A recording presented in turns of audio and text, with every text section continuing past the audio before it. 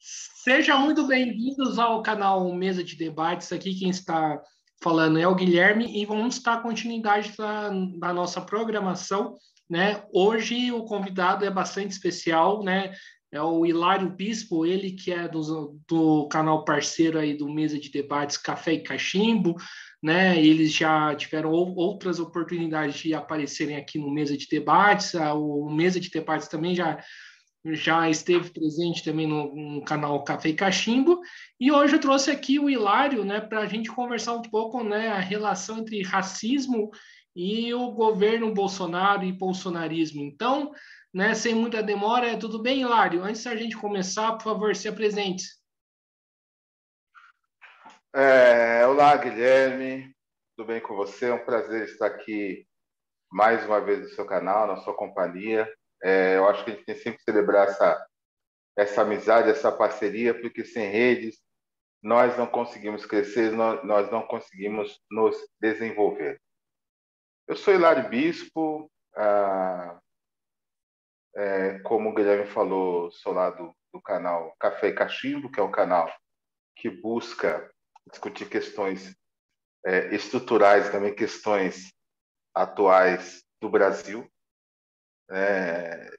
buscando prioritariamente o ponto de vista afro-brasileiro, então história, política, cultura, artes, enfim, são discussões importantes para nós, né? Eu sou estudante de letras e apaixonado também, estudante de teologia afro-brasileira, ex-coordenador do Núcleo de Consciência Negra na USP, e também fui membro do Movimento pelas Reparações já, na década de 90, enfim, junto com outros companheiros, estamos aí nessa luta antirracista há um tempo já. Então, maravilha aí, Hilário. Vamos aí para a primeira pergunta, né? O que o governo, o que o Bolsonaro e o governo Bolsonaro e o bolsonarismo, né, representa para a população negra brasileira?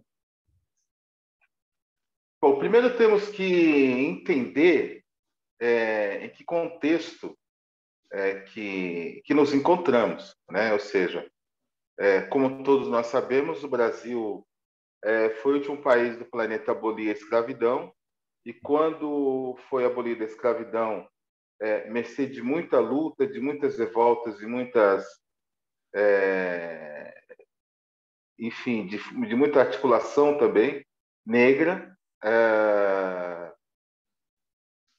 negros e negras saíram da escravidão com a mão na frente e outra atrás, ou seja, sem absolutamente nada. E essa situação, ela se mantém historicamente. O bolsonarismo e o Bolsonaro, essa nova direita, ultradireita, ela chega num momento de expansão dos direitos da população negra, ou seja, depois das reivindicações de cotas e enfim, de reparações, ele chega para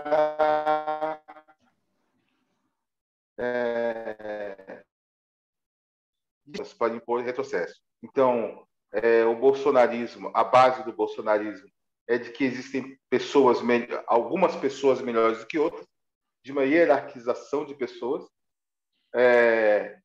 Obviamente que o bolsonarismo não inventa isso, né? Mas se vale disso. E na base da pirâmide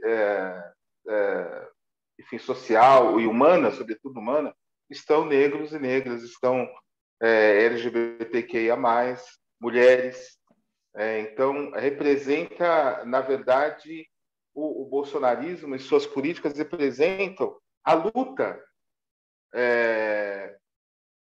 deles pela reescravização, uma escravização moderna, se eu pudesse falar dessa maneira.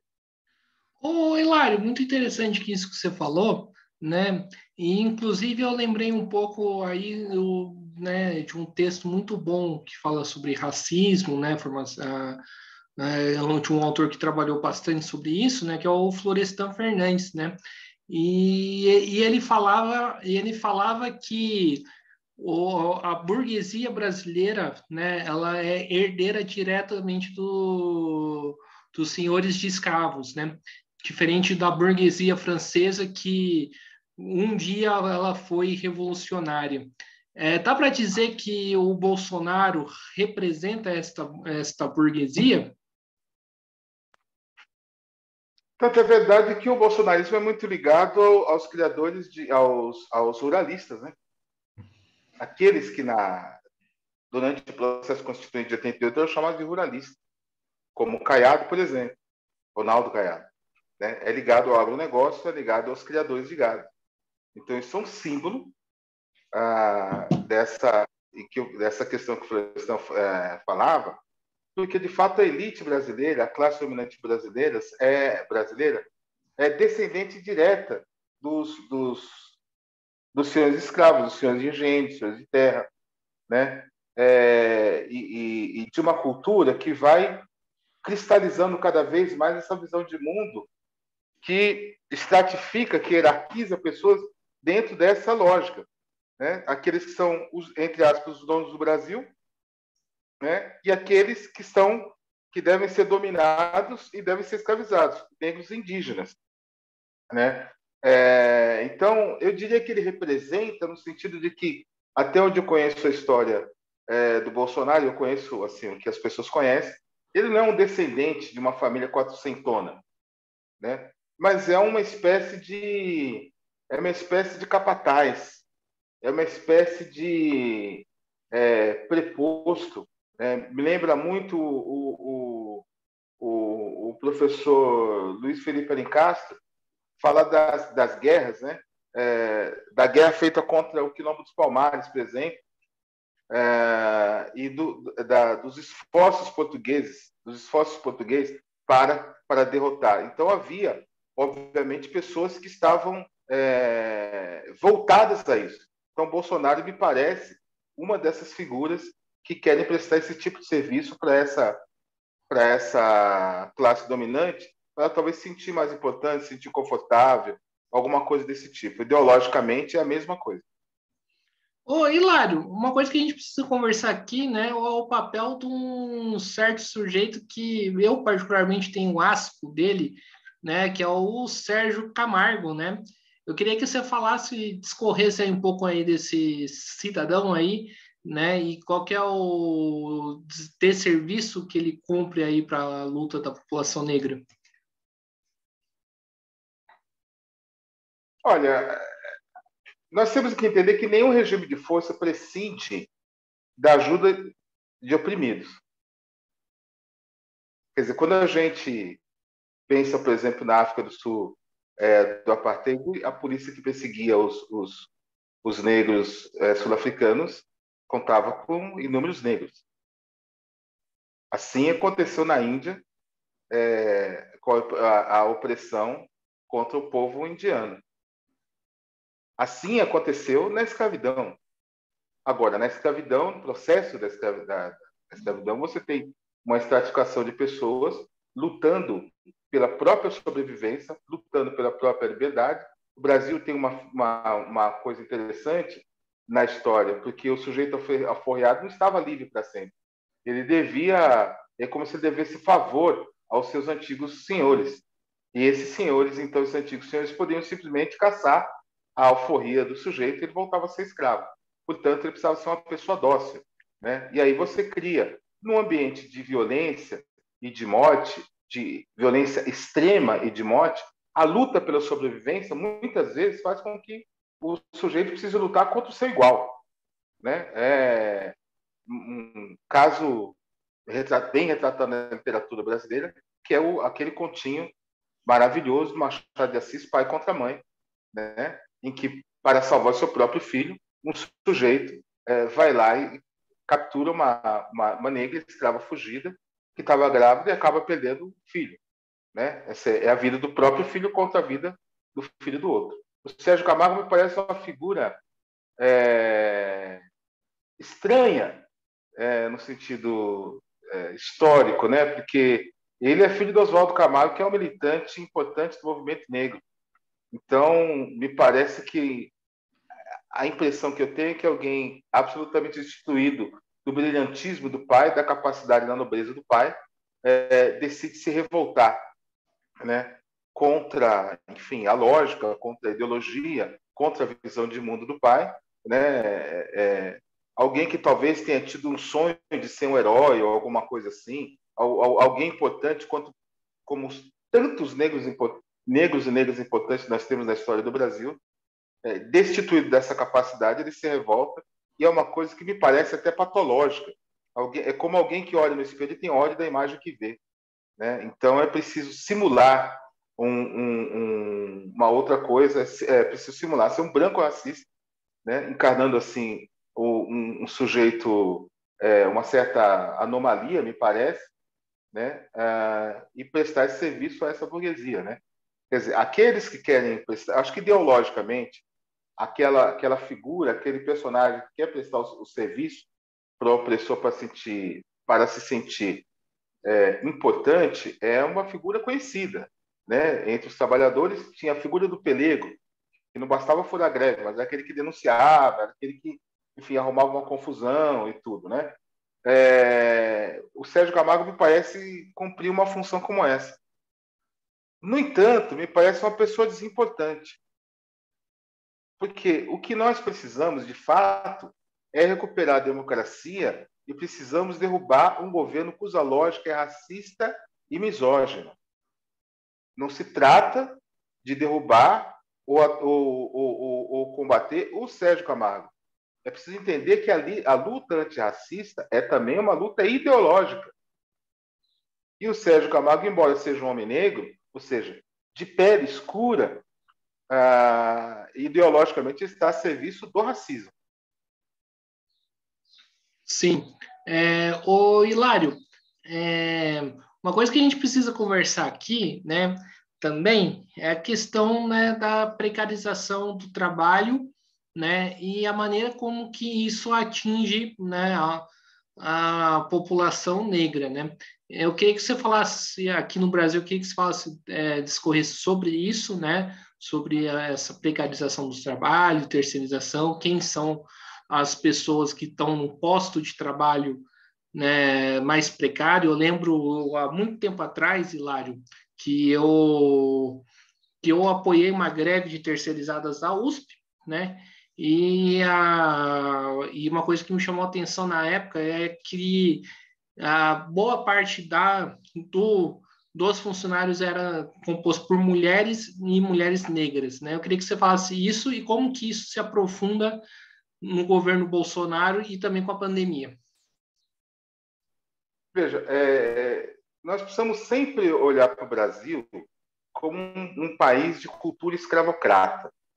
Então, o trabalho que ocupa, a posição que ocupa o trabalhador brasileiro é sempre um resquício da escravidão, ou seja, ele é envolvido nessa aura de cultura escravocrata. E o que isso nos remete? A precarização constante, a desumanização do trabalhador e da trabalhadora, né? E um acúmulo crescente de capital sobre a exploração dessa mão de obra. Foi assim no ciclo do açúcar, foi assim no ciclo do café, foi assim no ciclo de mineração de pedras preciosas, sobretudo em Minas Gerais, e essa cultura ela continua. Eu acredito que, de certa forma, proclamação da República, sobretudo a abolição da escravatura, balançou um pouco essas estruturas, mas mas esses eventos não provocaram mudanças, né? Eu creio que no último período, quando a gente começa a conquistar, não em termos de riqueza ou de alguma coisa estrutural, mas os ganhos que nós tivemos, que a classe trabalhadora teve durante um determinado período, sobretudo período de Lula e Dilma, acaba trazendo um sentimento para a classe dominante brasileira de que é necessário recuperar terreno, né? Então, voltamos a nos aprofundar nessa ideia de que é preciso precarizar a mão de obra para acúmulo de capitais. Mas quando a gente pensa no trabalhador, a gente também não pode imaginar que o trabalhador é um monolítico. Quer dizer, os trabalhadores de ocupação braçal acabam sendo mais atingidos, acabam sendo alvo preferencial desse tipo de política. E dentro da estrutura social brasileira, esses trabalhadores são basicamente negros, mulheres, enfim, descendentes do povo indígena, são periféricos, são trabalhadores rurais, trabalhadores do campo, trabalhadores sem terra. Essa parcela da população que é vítima constantemente de violência de Estado, violência urbana e violência rural, tornou-se alvo preferencial da violência política. A violência política é a desumanização. Quer dizer, quando você terceiriza, você não pensa na possibilidade de sobrevivência do trabalhador terceirizado. O que tem como centro o acúmulo de capital pelas empresas, enfim, as mais diversas empresas por essa classe dominante. Não deixa de ser um resquício dessa visão escravocrata e, portanto, também atravessada pelo racismo. Por que eu faço esse raciocínio? Porque a alma do racismo é determinar o lugar das pessoas, né? O lugar político, o lugar social e o lugar geográfico, né? As periferias são constituídas para afastar da possibilidade de usufruir dos centros toda a população periférica, que pela Constituição Social Brasileira é basicamente negra, mestiça, parda, como quiserem chamar, preta, como quiserem chamar. Então, a terceirização, a terceirização e a precarização do trabalho tem como endereço essas populações que sempre foram alvo preferencial da violência de Estado. Sim. Ô, Hilário, né, ainda nessa toada aí da precarização do trabalho, né, e a questão do racismo, né, eu queria te perguntar como que você vê, por exemplo, a atuação dos sindicatos em relação a este tema. Tipo, é satisfatória ou deixa a desejar ou precisa aprofundar mais? Como que você vê os sindicatos atuando nesse sentido? Veja, de maneira geral, o movimento social, exceção feita, obviamente, ao movimento negro, ele tem uma lacuna muito importante em relação às questões de combate ao racismo, porque assume muitas vezes. Tem um debate histórico no movimento negro, que é a questão que é a seguinte: se o problema do racismo é um problema de classe ou é um problema de raça? Né? Ou seja, a questão é puramente racial ou a questão é puramente de classe? Ou há uma convergência desses dois componentes? Obviamente que uma coisa perpassa a outra, mas a própria formação dos movimentos sociais no Brasil acabam trazendo essa lacuna. Porque quando se constitui, acabam muitas vezes achando que resolvendo a questão de classe ou discutindo a questão de classe, já está contemplada a questão de raça. Como de fato, mas de fato não está. Né? Em outras situações, admite-se o racismo e a possibilidade e a necessidade de lutar contra o racismo mas muitas vezes não se formaram quadros no interior desses setores, quadros negros, homens e mulheres negras, que pudessem levar adiante esse tipo de coisa, né? Então, muitas vezes o que a gente percebe, isso ocorre dentro dos partidos de esquerda também, que são os partidos que ainda se propõem a tratar da questão racial, porque os partidos de direita tratam da questão racial de uma perspectiva que nós já sabemos qual é, né? Como é que vamos colocar essa gente no lugar deles? Né? Dessa maneira que tratam. Daí produz a violência policial, daí produz a precarização, daí produz uma série de coisas. Dentro dos partidos de esquerda, e assim como também dentro dos movimentos sociais, muitas vezes você tem pessoas brancas, e somente tem pessoas brancas ou não negras, falando sobre a questão racial. E aí você não consegue trazer a experiência do sujeito negro. Imagine o que pode dizer uma pessoa qualquer não negra sobre racismo e o que poderia dizer uma mãe que sofre todas as noites enquanto o filho não chega em casa, dada a violência de Estado, a violência urbana comum e a violência policial contra a população negra. Né? Quer dizer, não dá para imaginar que uma pessoa que não seja negra consiga trazer essa experiência, essa vivência, essa voz. Não tem como.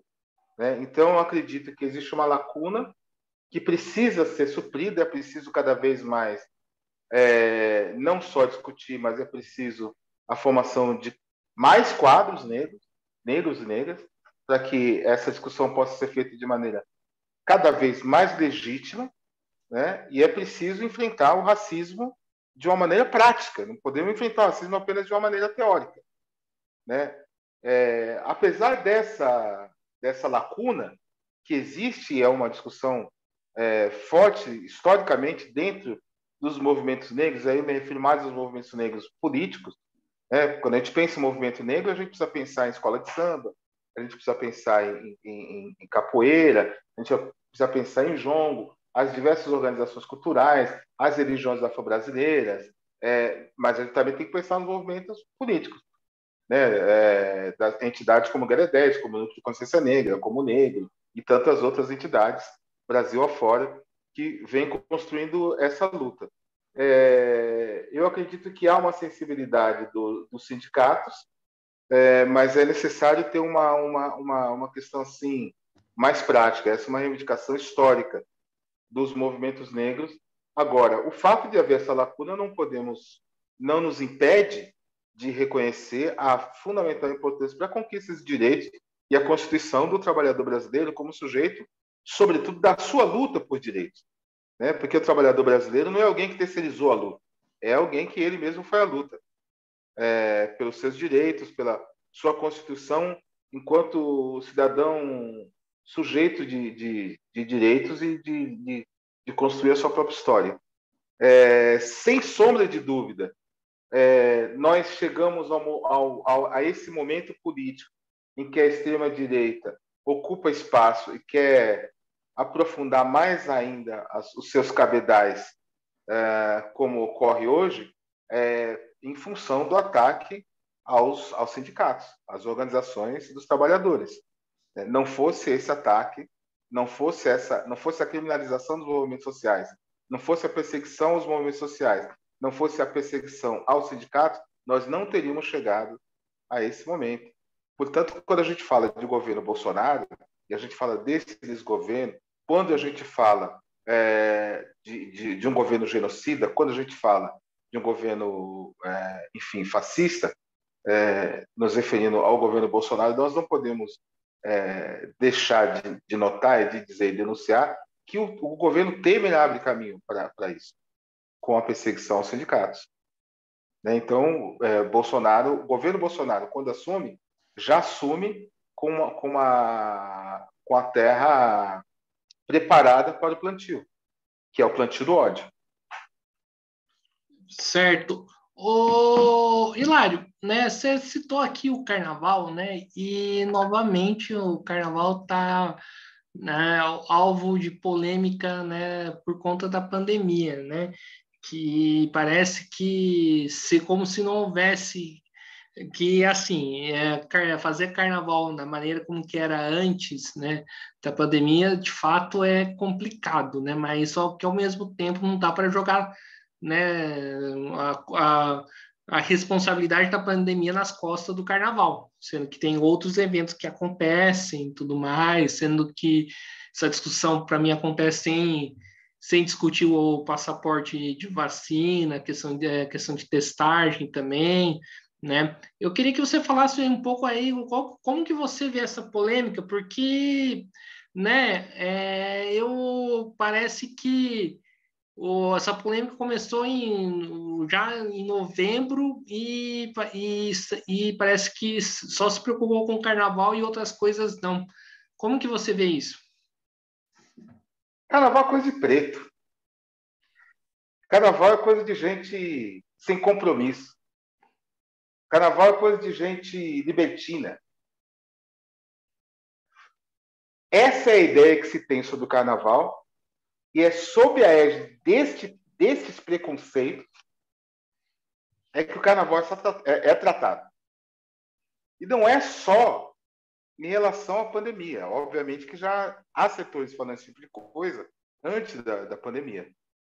Né? Mas quando se trata o carnaval como coisa de preto, como coisa de gente libertina, de gente sem compromisso, a esses argumentos dá-se uma roupa colorida, bonitinha, né? Que simula uma preocupação com a pandemia. Na verdade, não é isso. Na verdade, todas as festas populares, em geral, né? Todos é muito. Mas as festas populares, ou que um dia foram populares, nunca foram bem aceitas por certos setores da sociedade brasileira. Sempre foram mal vistas. E se a gente for buscar na literatura brasileira, ou se a gente for buscar na música brasileira, que são muito fidedignas em relação à realidade brasileira, a gente entende um pouco, entende o que acontece, né? Tem lá aquela música do Chico que diz assim: tô me guardando para quando o carnaval chegar. Né? Quer dizer, o sujeito só se realiza, né, no carnaval ou a partir do carnaval. Esse sentimento de liberdade, num país tomado pelo ódio e pelo desejo de controle dos corpos, é sempre mal visto. Né? Quando eu brinquei, né, com essa fala, carnaval é coisa de preto, é porque o samba sempre foi perseguido.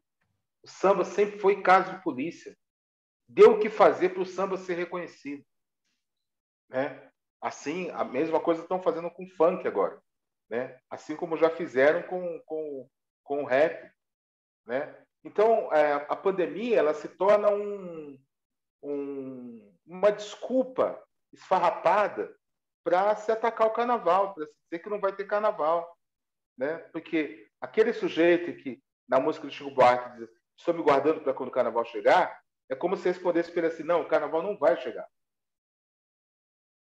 Você vai continuar privado da sua liberdade, você vai da sua possibilidade de festejar, da sua possibilidade de encontrar com seus iguais, porque o carnaval, obviamente, é escola de samba, é avenida lotada, televisão, camarote de cerveja, não sei o quê, mas o carnaval não é só isso. Né?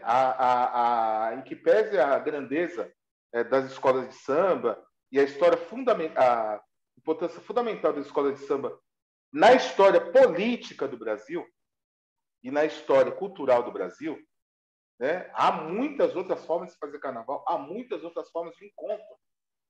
Né? Então, esse encontro que eu falo é esse encontro no sentido da identidade, encontro no sentido dos iguais, das conversas, da troca de impressão, da troca de afeto, que fortalece a população.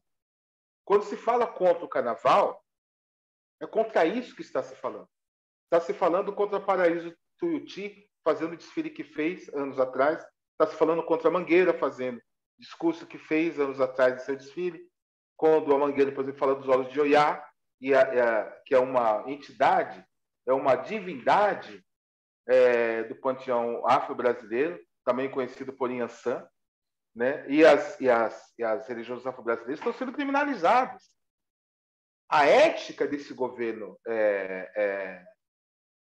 autoritário criminaliza as religiões afro-brasileiras. E no carnaval se fala de religião afro-brasileira o tempo todo, livremente. Assim como se fala também de Jesus, se fala de uma série de coisas. Mas lá você não consegue controlar o discurso. Né?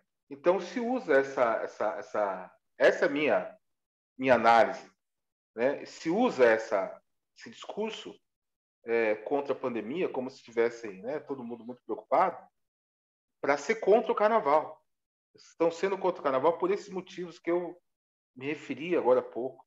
Porque, como você bem disse, se fosse o problema do carnaval, da aglomeração, uma série de coisas, não teria sido liberado feiras e eventos que vem gente do mundo inteiro, de todas as formas que você puder imaginar, sem passaporte de vacina, sem passaporte de saúde, sem testagem, sem, como é que fala? Isolamento social, sem nada. Você imagina, por exemplo, se Novak Djokovic viesse numa feira aqui no Brasil sobre tênis, ou fosse convidado para ser alguma coisa. Ele viria do jeito que ele foi lá para o Alberto da Austrália. Ninguém estava preocupado, não tinha controle nenhum. Shows, diversos setores, né? Mas tem shows que reúne milhares e milhares de pessoas em diversos lugares e está liberado. Por quê? Porque não é carnaval. Quer dizer, se a preocupação fosse o carnaval, antes de se pensar em suspender o carnaval, não teriam sido liberadas essas atividades culturais que eu falo, são esses mega shows, esses mega eventos, né, musicais que existem por aí, ou essas feiras de eventos, que a gente não sabe nem aonde que acontece, porque são muitas e muitos interiores, e muitas modalidades, e muitos setores, uma série de coisas, né? Sem controle absolutamente nenhum. Quer dizer, aí sim, se tivesse havido controle em relação a feiras e eventos, em relação a determinados tipos de shows muito grandes que não são em local aberto, se não tivesse sido liberado máscara em alguns lugares, uma série de coisas, e houvesse um controle de fato real, calcado na pandemia, aí faria sentido você pensar em suspender o carnaval. Agora, tudo liberado menos o carnaval, não dá nem para disfarçar isso que eu falei brincando no começo. Né? O problema é que carnaval é coisa de preto, é coisa é coisa de gente libertina, é coisa de gente, entende? E nós estamos num governo de extrema direita e também do crescimento como é que eu posso falar assim, da lógica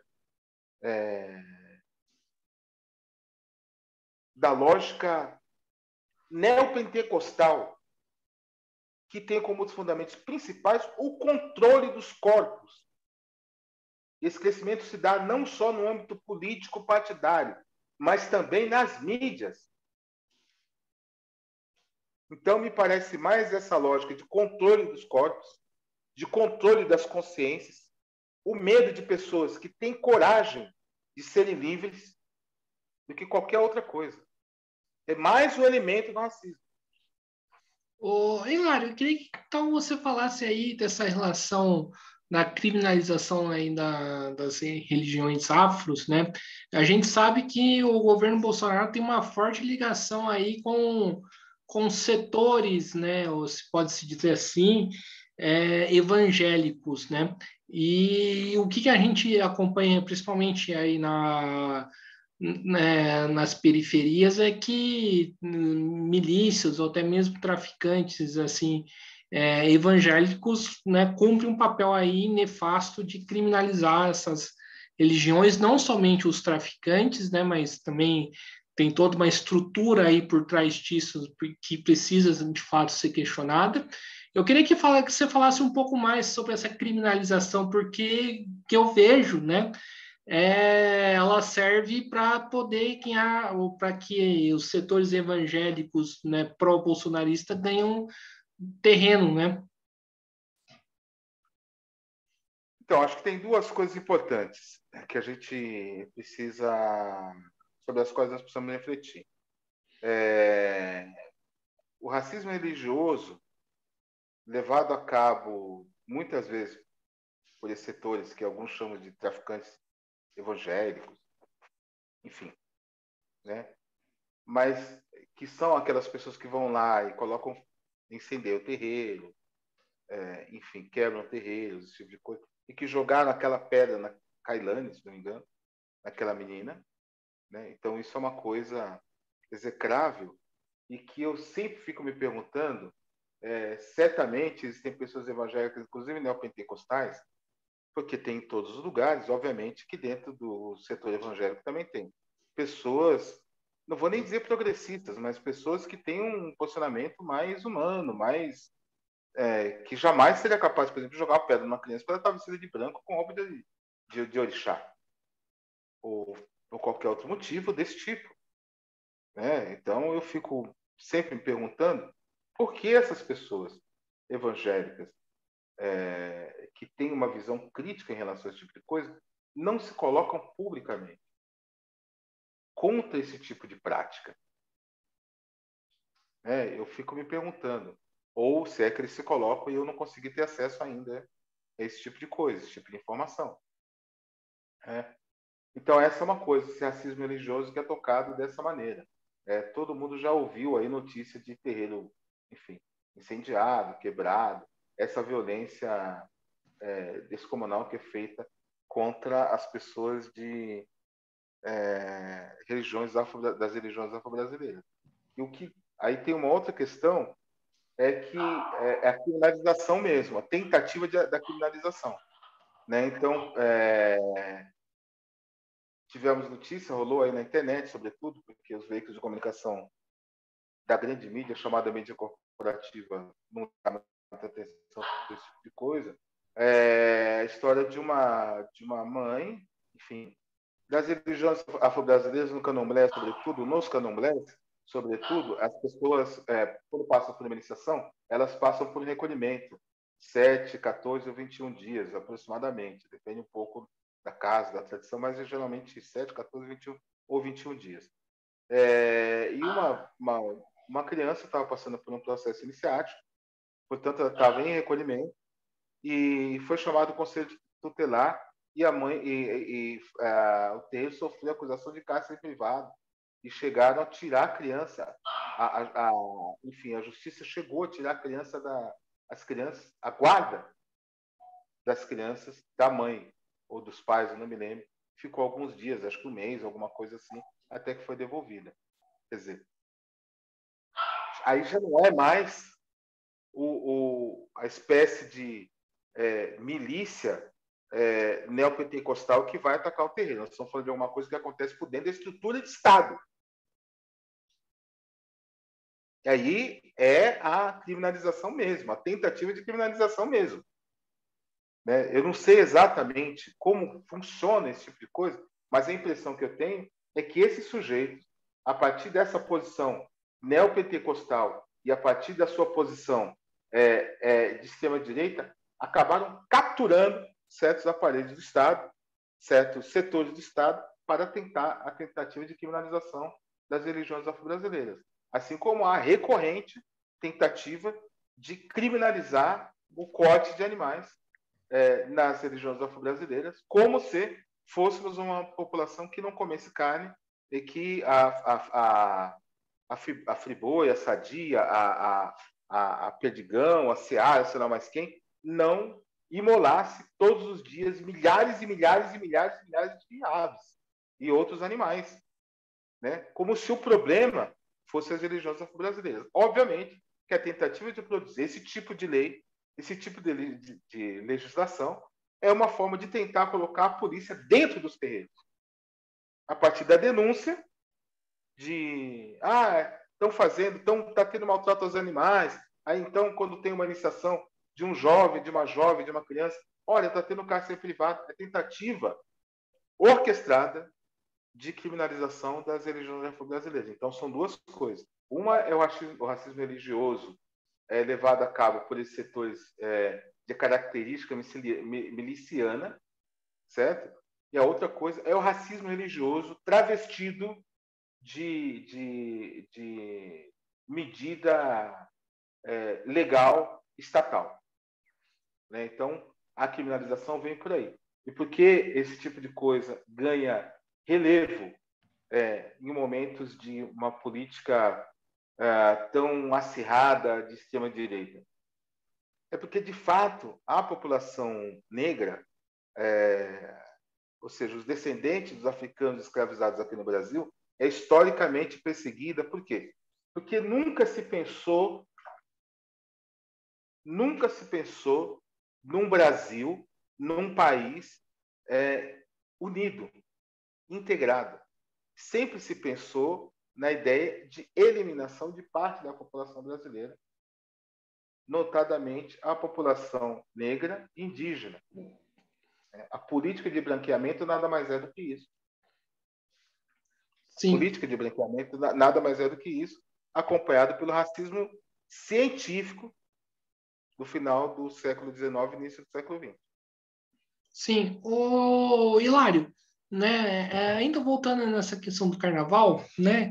O que eu vejo que é o seguinte, né? Todo mundo fala, não tem que ter carnaval, não tem que ter carnaval, não tem que ter carnaval, mas se esquecem que tem várias pessoas aí que sobrevivem, né, do carnaval. E ninguém fala aí de medidas, né, para poder ajudar essas pessoas. O que você tem para falar sobre isso?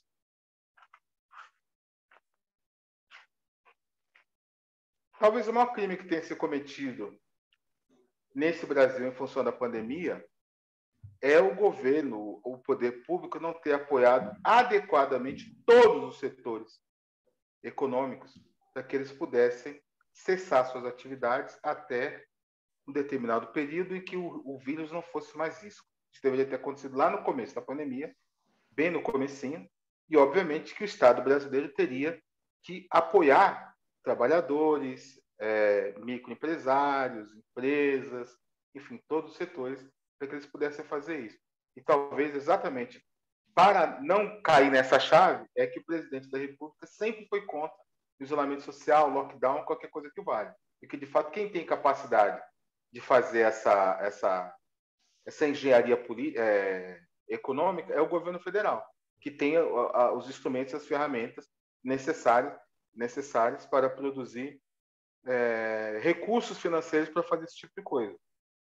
Então, quando a gente fala agora do carnaval, esse problema que aqui eu acabo de me referir e que não cessou, ele continua se arrastando, né? E isso explica os 15 ou 16 milhões de desempregados, isso explica, em parte, 20 milhões de pessoas passando fome, uma série de coisas. Essa questão deveria ser resolvida dessa mesma forma, né? Ou seja, toda a cadeia de produção, se eu posso chamar assim, do carnaval, deveria receber um auxílio. Auxílio é uma palavra ruim, né? Porque parece coisa de favor, alguma coisa assim, mas deveria receber um apoio financeiro, né? Uma vez que você não pode fazer o carnaval. Então, todos os setores deveriam receber isso.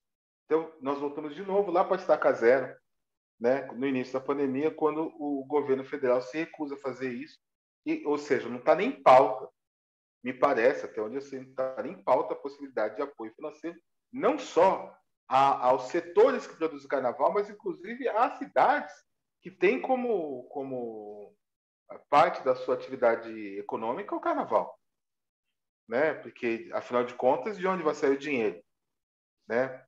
A cidade não tem como fazer coisas que o governo federal tem condições de fazer, em termos de produzir recursos, em termos de realocar recursos. Então, isso me parece que não está nem em pauta fazer esse tipo de coisa. E era a única coisa fundamental a fazer em relação ao carnaval, dada a dificuldade de realização do carnaval, sobretudo agora com o surgimento da variante Ômicron.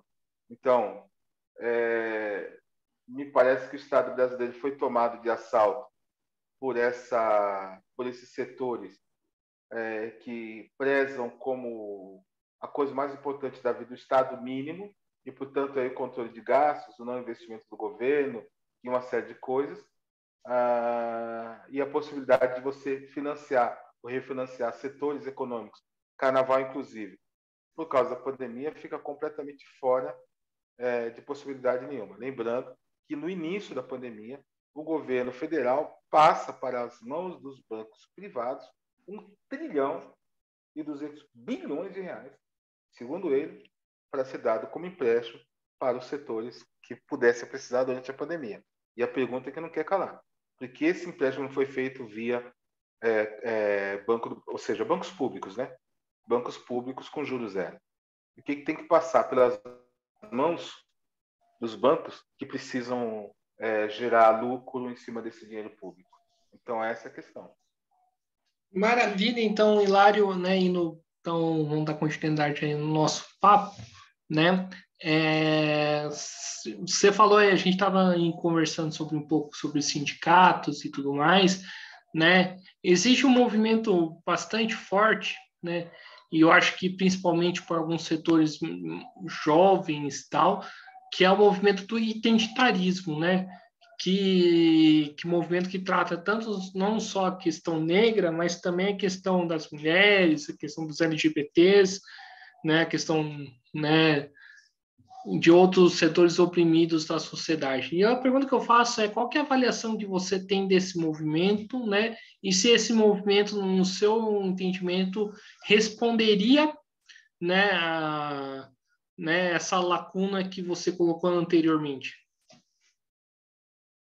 Olha, eu acho que os chamados movimentos identitários têm seu lugar, porque, afinal de contas, o que acaba acontecendo é que há uma escassez e há uma violência contra os setores que decidem se organizar dentro de setores chamados identitários. Né? Então, não deixa de ser um sintoma da maneira como, historicamente, esses setores vêm sendo tratados. Não podemos pensar de outra forma. Agora, de qualquer maneira, eu penso que a discriminação, de maneira geral, tanto contra as mulheres, tanto contra as mulheres, quanto contra os negros, quanto o LGBTQIA+, ou contra o pobre, é estrutural na sociedade brasileira. Estrutural. Faz parte do projeto de Brasil que aquele 1 ou 2%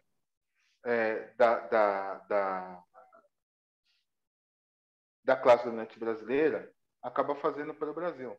Então, eu não acredito que nós vamos conseguir superar essas questões a partir do movimento identitário, embora eu acho que eles tenham o seu lugar.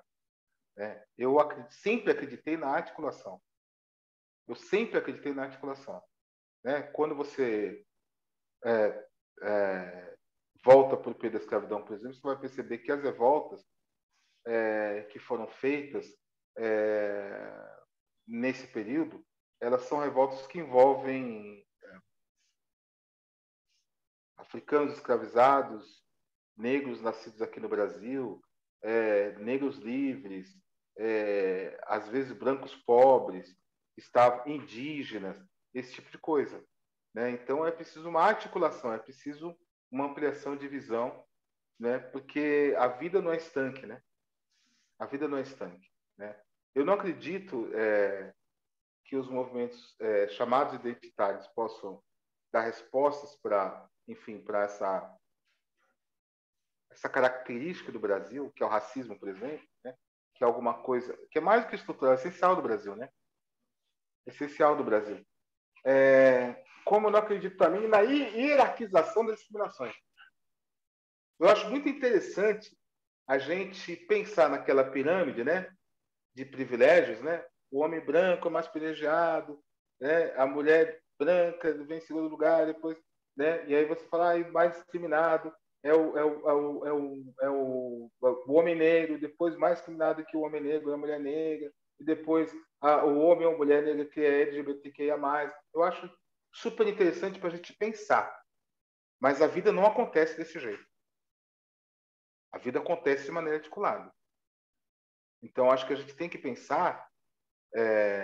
primeiro, tem que pensar politicamente. Isso é fundamental. Eu acho a gente tem que ter a capacidade de pensar politicamente um país em que todas as pessoas sejam livres, independente de qualquer coisa. Ou seja, me parece que pensar contra a discriminação é pensar contra Estado mínimo, neoliberalismo, Estado policial, todo esse tipo de coisa favorece a discriminação, né? E aí a gente precisa pensar, obviamente, eu preciso pensar na questão negra, mas quem não é negro tem que pensar na questão negra. Quem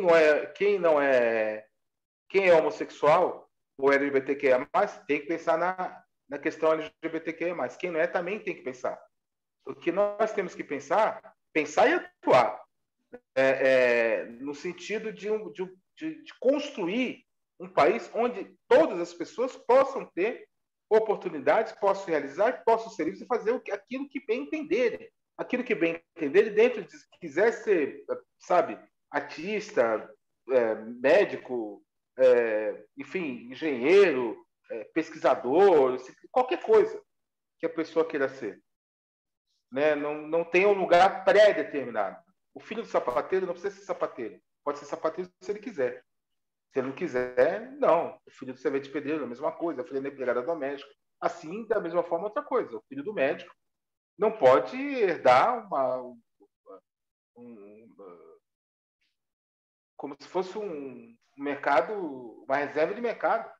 Assim, a mesma coisa o filho do advogado, porque outras pessoas vão entrar nesse mercado. Né? Então, eu acho que o identitarismo tem seu lugar, mas nós não podemos esquecer de uma coisa, né? Não há nada mais identitário do que a elite brasileira, a classe dominante branca brasileira, defendendo os seus iguais. Não existe identitarismo maior do que isso.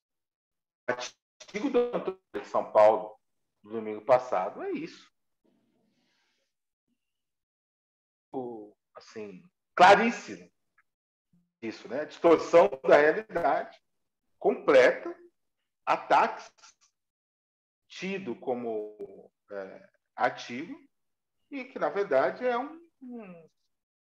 um grito de guerra para chamar conservadores, racistas e misóginos para se alinharem na abertura do ano eleitoral.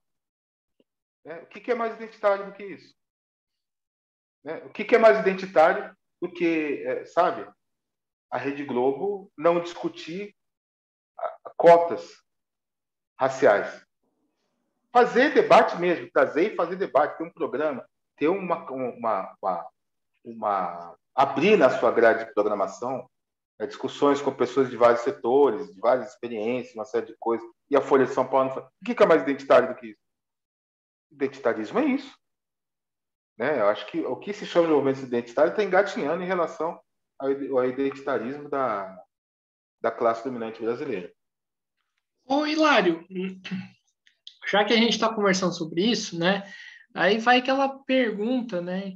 Que eu marxista, né? Eu acho que é a chave para a gente dar uma resposta efetiva a essa questão, né? Tá para acabar com o racismo dentro do capitalismo ou a gente precisa superar esse sistema para acabar com o racismo? Bom, primeiro de eu me livrar de um perigo aqui muito grande, né? Não acho que você tem que ser comunista, socialista ou anarquista para ser antirracista.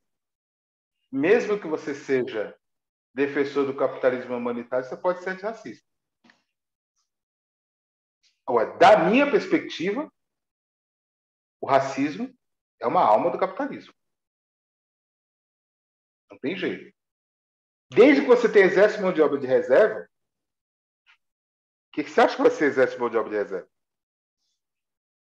O europeu? Só você ver. Só você ver como é que se toca a política e veja você. Você quer saber isso? Olha para as vacinas. Tem países europeus que compraram quantidade de vacina para vacinar a sua população 6 vezes. continente africano, de onde eles tiraram o ouro e tiraram pessoas, tiraram tudo, não tem vacina. Então, desde que existe... Ou seja, quem é que vai ser mão de obra, exército, mão de obra de exército? Os que eles entendem que tem que ficar sem vacina. Desde que você tem o dono do capital e a força de trabalho, está determinado quem é que vai ser a força de trabalho. E a força de trabalho vai ser a força de trabalho, não vai transitar dessa posição. Né? Assim, me desculpe aqueles que acham que você pode ficar milionário trabalhando cotidianamente numa empresa, não sei o que, não sei o que. O sistema foi montado para você achar que vai ser milionário, mas não vai ser milionário nunca. Você pode comprar um belíssimo carro à prestação, eu acho super válido. Você comprar o seu belíssimo carro, pagar a prestação, e ter um puta carro legal que você queira ter, eu acho super válido. Mas isso não vai fazer você uma pessoa rica. Não vai fazer isso uma pessoa milionária, mesmo que você tenha 4 desses. Porque ter capital é outra coisa. Né? E como eu acho que a alma principal do racismo, é determinar o lugar do sujeito negro. Né? É onde você pode andar, onde você não pode andar, onde você pode entrar, onde você não pode entrar. Então, por exemplo, para citar novamente o artigo do Antônio Rizélia, essa grita toda é porque a negrada está na universidade. Não é por outro motivo. Ou seja, eles estão onde não deveriam estar, segundo a visão do Rizélia e segundo a visão racista.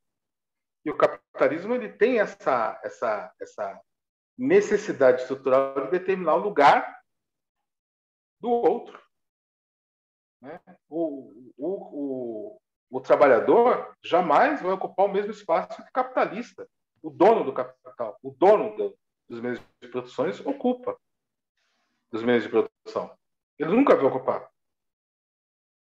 Né?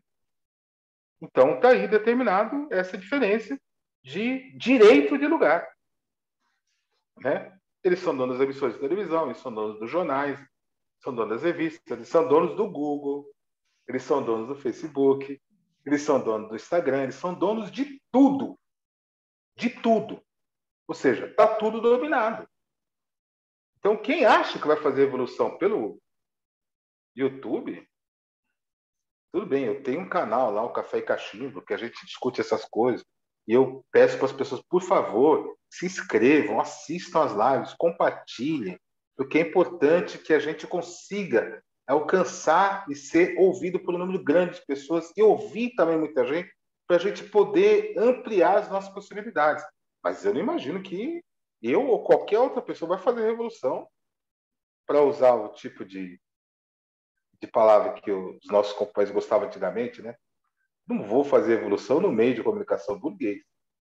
YouTube é burguês. Não é assim que o marxista gosta de falar? Não tem revolução dentro do... E, portanto, qualquer mudança estrutural dentro do capitalismo, e aí não é só questão do racismo, é a questão da sustentabilidade também. Capitalismo é destruir para acumular cada vez mais sem necessidade lógica de acumulação, gente. Tem gente que tem bilhões e bilhões e bilhões e bilhões e bilhões e não sabe nem quanto tem. Não sabe quantas fazendas tem, não sabe quantos aviões tem. Sabe o que ele está fazendo nesse momento? Tentando acumular mais. Não importa a produção de dióxido de carbono, não importa a derrubada das florestas, não importa a poluição dos mares, não importa que parte da população mundial não tem saneamento básico, não importa que milhões de pessoas não comam, não importa que milhões de pessoas não tenham, não importa nada. Então, um regime que tem esse tipo de coisa como lógica não vai produzir a sustentabilidade do planeta. É simples. Então, não é só racismo. Né? Quem acredita que ainda é possível salvar o planeta, ter uma relação mais humana, né? Entender que nós somos parte do planeta, eu sou completamente cético em relação a achar que isso vai ocorrer dentro de um regime capitalista. Oi, Hilário, agora né, estamos aí quase chegando no bloco final aí do nosso debate. A primeira pergunta que eu faço, né, é como que você vê, né, como que a pandemia atingiu a população negra na sua concepção, na sua opinião? Eu já falei há pouco aqui que o desejo de extermínio de parcela da população por parte de setores da sociedade brasileira é indisfaçável. Obviamente que a pandemia foi usada para levar esse tipo de ideia a cabo. É óbvio. Então, quando você pega as populações das periferias do país, precisando andar de ônibus lotado durante o período de isolamento social, está dado. Quer dizer, se eu não estou enganado, a primeira pessoa infectada no Brasil foi uma pessoa que trabalhava com empregada doméstica e Primeira pessoa a morta. patroa, pessoa morta, né? Primeira pessoa morta. Pegou o vírus da patroa que vinha da Itália. Essa pessoa não podia estar trabalhando. Por que ela estava trabalhando? Porque a vida dela não vale nada para determinados setores da população, setores elitizados, né? Elite, quando eu falo elite, é econômico, do Brasil. Então, esta visão, ela atravessou toda a pandemia. Né? Aqui em São Paulo, na cidade de São Paulo, por exemplo, o prefeito da época, que Deus o tenha em bom lugar, diminuiu a frota de ônibus em circulação durante o processo de isolamento social. Quer dizer, em vez de você diminuir a quantidade de pessoas e manter a frota, as pessoas vão viajar em ônibus mais vazios, com lugar, eventualmente até para manter algum distanciamento. Quando você diminui a frota, você diminui o custo das empresas de ônibus e aumenta o risco dos passageiros que estão viajando. Quer dizer, isso eu estou falando assim, de ações deliberadas. Agora, nós somos uma sociedade que tolera que as pessoas morem em palafita, morem em favelas com esgoto a céu aberto, que não tem política de moradia, né? A política, por exemplo, Minha Casa Minha Vida foi violentamente atacado, né? As prefeituras, de maneira geral, não têm política de moradia para realocar pessoas, para evitar que as pessoas morem na rua, esse tipo de coisa. Quer dizer, nós somos uma sociedade que admite esse tipo de coisa. Nós somos uma sociedade que naturalizou esse tipo de coisa, pessoas morando na rua, por exemplo. Então, obviamente, que a pandemia é uma bomba atômica. Né? Tem 620 ou 640 mil mortes, aproximadamente. Não podemos esquecer, são números oficiais. Né? Não quer dizer que esses números não sejam maiores do que isso. Quer dizer, isso é o mínimo. Né? São casos que a gente, enfim, reportados com óbito por Covid-19, seja lá a causa que é oriunda da Covid-19. A Covid-19 pode dar várias causas, né? Causas mortes. Não sou especialista, não vou me aprofundar nisso. Mas pode ter muito mais que 620 ou 640 mil mortos hoje, nesse momento. Então, a pandemia foi usada também como forma de extermínio. O próprio atraso das vacinas, não querer comprar de uma fábrica, não querer comprar de outra, dizendo que a vacina do Butantan não seria comercializada no Brasil, que o governo brasileiro não iria se comprometer, o fato de não ter colocado dinheiro no Butantan. Pelo menos é isso que o Dr. Dimas falou na CPI, né? Que é o diretor do Butantan, Dimas Covas, né? Que o governo federal não colocou um centavo no Butantan para a produção, para acelerar a produção da vacina. A própria ideia de privatização e terceirização dos serviços públicos, essa precarização a que você já se referiu, tudo isso cria uma estrutura que favorece o vírus, que favorece a morte. Né? Então, não podemos deixar de considerar que a postura do presidente da República contra as vacinas, né, ele andar de bando com figuras que, aliás, eu vi uma carta ontem, passou na minha timeline, não sei se passou na sua também, uma carta dos docentes da Universidade Federal de São Paulo, lá do pessoal da Faculdade de Medicina da Federal de São Paulo, desautorizando um médico aí, Zerbalos, alguma coisa assim, dizendo que ele nunca aprendeu isso na faculdade. Né? E eu escrevi na postagem, comentei, mas eu estou esperando outras universidades tomarem o mesmo tipo de postura em relação a esses negacionistas. Então, o fato do governo brasileiro andar com esses negacionistas, fazendo experimentos como fizeram em Manaus, aquela coisa toda, segundo a CPI, acelerou muito e causou essas mortes, mas nós não podemos deixar também de entender que a política de teto de gastos e o não investimento no SUS e a terceirização do serviço de saúde no Brasil também contribuíram muito para isso. E isso é antes do Bolsonaro. O Bolsonaro é um genocida? Sem dúvida. Mas nós não podemos esquecer que a política de enxugamento e encurtamento da saúde pública está sendo tocada, sobretudo, pelo Congresso. Por esse Congresso que tem esse interesse que eu não consigo entender qual que é, mas consigo entender que é contra o pobre e contra o negro, sobretudo. Né? Então, acho que a pandemia foi uma arma também de extermínio de trabalhadores e trabalhadoras brasileiras. E agora, para fechar a nossa conversa, Hilário, né, eu queria te perguntar o seguinte: qual é o papel do povo negro, da população negra, para derrotar o governo Bolsonaro? Eu acho que o povo negro está umbilicalmente envolvido na construção desse país, da cultura desse país, enfim, da transformação do Brasil num país grande, né? Num país importante da América do Sul, num país importante do mundo. Então, eu acredito que a voz da população negra é fundamental, ela precisa ser ouvida, né? Homens e mulheres negras.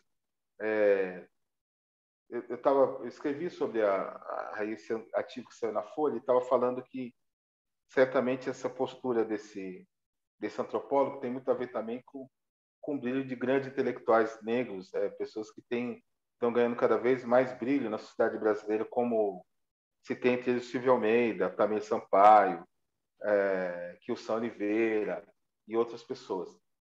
Então, acho que esse extrato, se eu pudesse chamar assim, da população negra, precisa ser ouvida, mas é preciso ouvir também os trabalhadores informais, as empregadas domésticas, os serventes de pedreiro, os empresários negros, os microempresários negros, os militantes dos movimentos negros, sejam no setor cultural, seja no setor político, não importa. E é preciso que a população negra consiga produzir uma articulação importante para que nós possamos votar não só para presidente da República, mas também para o Legislativo, no sentido de derrotarmos o Bolsonaro.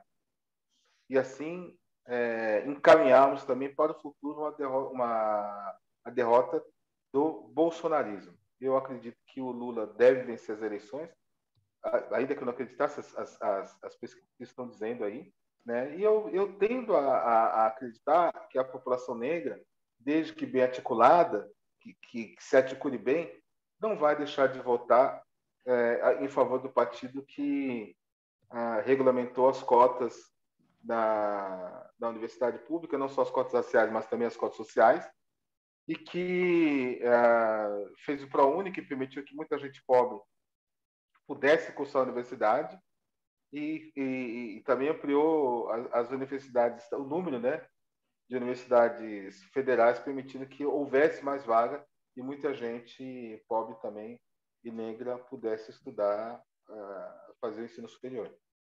Então, acho que é isso aí, Hilário, maravilha. Estamos encerrando aqui mais uma entrevista do Mesa de Debates. Primeiramente, é um prazer aí trazer você aqui no canal, né? Da outra vez, né? Não foi você que esteve em nome do Café e Cachimbo, mas foi o Luciano, né? E gostei bastante, as contribuições bastante firmes, bastante significativas e importantes, e passo aí a bola aí para você fazer as considerações finais. Bom, em primeiro lugar, eu agradeço muito pelo convite. É uma honra e uma alegria estar junto com você, que está aí também remando nesse oceano, né? Um canal importantíssimo. Então, eu fico muito contente de ter estado, né, batendo esse papo aqui. E espero que a gente possa articular outras coisas juntos, né? Vamos tentar aí fazer algumas coisas juntos nesse ano, né? Tanto os dois canais juntos, né? E quero convidar você amanhã para o nosso programa. Vai ser o primeiro programa ao vivo de 2022, cuja convidada é a Giza Alexandre, conhecida também como Giza Didática, lá de Minas Gerais. A gente vai falar um pouco sobre essas tragédias que ocorreram em Minas, né? Como poderiam ser, o que aconteceu, como poderiam ser evitadas, falar um pouco de política. Ela também gosta muito de política, tanto quanto eu, e você também, que eu sei que você gosta bastante, né? E, enfim, sobre uma série de coisas que são importantes, perspectivas para o ano de 2022. Amanhã às 20 horas o Café Cachimbo, eu espero que você esteja lá e que a gente possa continuar nesse ano de 2022 aí, trocando figurinha. Maravilha, estaremos lá sim. Então, mais uma vez aqui, agradecendo ao Hilário, agradecendo a você que nos acompanhou até agora, né? Não se esqueça de se inscrever no canal Podcast Mesa de Debates de Tudo Um Pouco. Curta esse vídeo, comentem, né? Curta outros vídeos, comentem também outros vídeos, sua interação é importante para o canal crescer. Também se inscreva no canal Café e Cachimbo, curta os vídeos deles, comentem, né? Para a gente, para poder fortalecer uma mídia independente, né? Porque, como eu costumo falar aqui, né? Os canais bolsonaristas, não sei se o Hilário tem acordo comigo, né? São patrocinados, têm uma alta visibilidade e a gente precisa combater esses caras, né? Então, trabalhos como o do Café e Cachimbo, até mesmo o Mesa de Debates é de extrema importância, então se inscreva nos dois canais. Também, né, curta a nossa página do podcast Mesa de Debates, título um pouco no Facebook, siga a gente no Instagram também. E lembrando que dia 22, né, às 10 horas da manhã, vai acontecer um ato, né, para lembrar os 10 anos, né, do massacre do Pinheirinhos em São José dos Campos, ou mesa de debates com mais de 100 entidades, partidos políticos, né, professores, né, figuras públicas de modo geral. Estamos chamando um ato para lembrar, né, esse massacre e, né, lutar para que outros pinheirinhos do Brasil afora não aconteçam. Então, quem for de São José e região está convidado, quem for de São Paulo, acho que o Hilário é de São Paulo, se quiser colar aqui, apareça. Também, quem for de outras regiões que são próximas, né, como Campinas também, compareça também, para né, lembrar e fortalecer essa luta. Então, é isso aí, pessoal. Até a próxima. Fui.